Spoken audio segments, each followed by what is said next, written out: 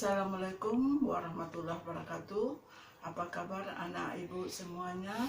Semoga tetap sehat dan tetap semangat untuk pembelajaran jarak jauh. Baiklah, pada hari ini kita akan melanjutkan pertemuan minggu ke-9 dengan temanya adalah objek wisata daerah Kampar dan Kuantan Sengingi. KD 6.1 menjelaskan sejarah singkat Kampar dan Kuantan Sengingi. Yang kedua, menyebutkan nama-nama objek wisata Kampar dan Kuantan Sengingi.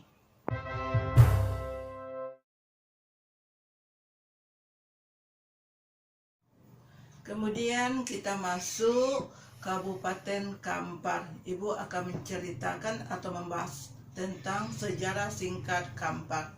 Pada awalnya Kampar termasuk sebuah kawasan yang luas, merupakan sebuah kawasan yang dilalui oleh sebuah sungai besar yang disebut dengan Sungai Kampar. Berkaitan dengan prasasti kedudukan bukit, beberapa sejarah menafsirkan dapat bermaksud dengan pertemuan dua sungai yang diasumsikan pertemuan Sungai Kampar kanan dan Sungai Kampar kiri. Penafsiran ini didukung dengan penemuan Candi Muara Takus di tepian Sungai Kampar kanan yang diperkirakan telah ada pada masa Sriwijaya. Kemudian berdasarkan Sulalatus Salatin disebutkan adanya keterkaitan Kesultanan Melayu Melaka dengan Kampar. Kemudian juga disebutkan Sultan Melaka terakhir, Sultan Mahmud Shah, setelah jatuhnya bintang tahun 1526 ke tangan Portugis, melarikan diri ke Kampar.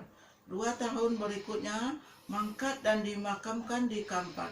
Dalam catatan Portugal disebutkan bahwa di Kampar waktu itu telah dipimpin oleh seorang raja yang juga memiliki hubungan dengan penguasa Minangkabau.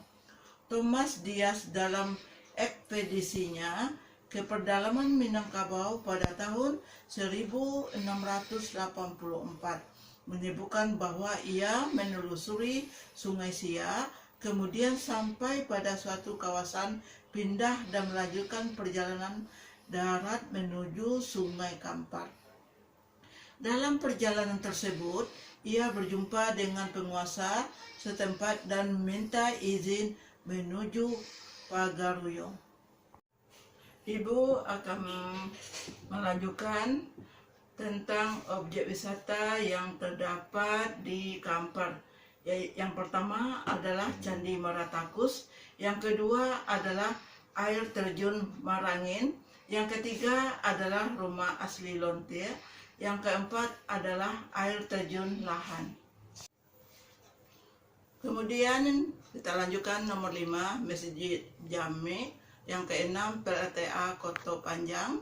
Yang ke-7, Hutan Rimbo Terantang. Yang ke-8, Alam Muara Mentawai.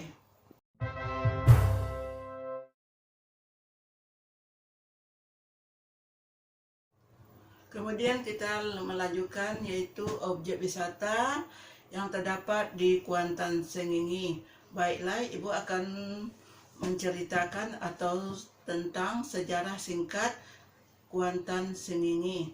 Kabupaten Kuantan Sengingi merupakan pemekaran dari Kabupaten Indragiri Hulu setelah dikeluarkannya Undang-Undang Nomor 53 Tahun 1999.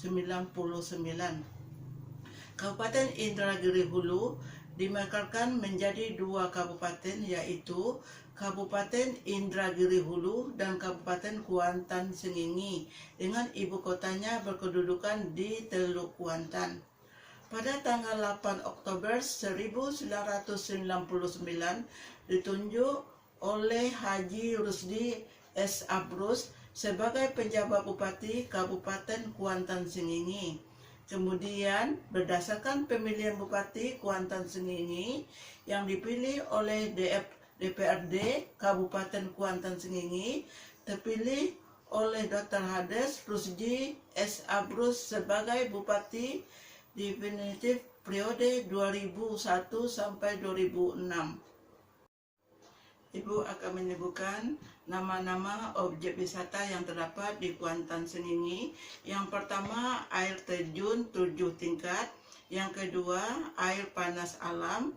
Yang ketiga, air terjun Guru Gemurai.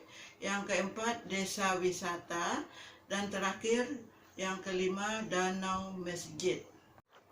Demikian pertemuan kita hari ini. Semoga anak ibu semua dapat mengerjakan lembaran kerja dengan baik, dan harapan ibu semua dapat mengerjakan tugas BMR ini dengan tepat waktu yang sudah ditentukan.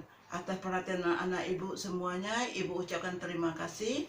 Wassalamualaikum warahmatullahi wabarakatuh.